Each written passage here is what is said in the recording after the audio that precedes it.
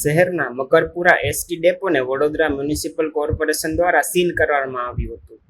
માહિતી મુજબ ST depot પર 1 કરોડથી વધુ મિલકત વેરો બાકી હોવાથી વીએમસીના અધિકારીઓએ કાર્યવાહી હાથ ધરી હતી।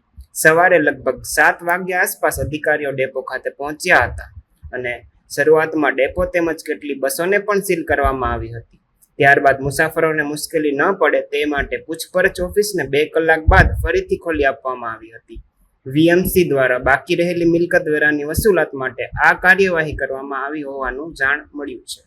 સવારે 7 વાગે અહીંયા કોર્પોરેશનવાળા આવ્યા હતા અને મને જાણ કરી કે ટેક્સ ભરેલ નથી, જેથી કરીને અમારે આખા ડેપોમાં સીલ મારવું પડશે, તો તમે ઓફિસ ખાલી કરી આપો। જેથી કરીને મેં ઓફિસ ખાલી કરી આપી અને 2 કલાક સુધી બહાર બેઠી હતી। ત્યાર પછી 10 કલાકે ફરીથી એ લોકો આવ્યા હતા અને મને ઓફિસ ઓપન કરી અને બેસવાની પરવાનગી આપેલ છે। આવા જ વધુ સમાચારો જોવા માટે સબસ્ક્રાઇબ કરો અમારી YouTube ચેનલને અને જોડાયેલા રહો Facebook, Instagram અને Twitter પર।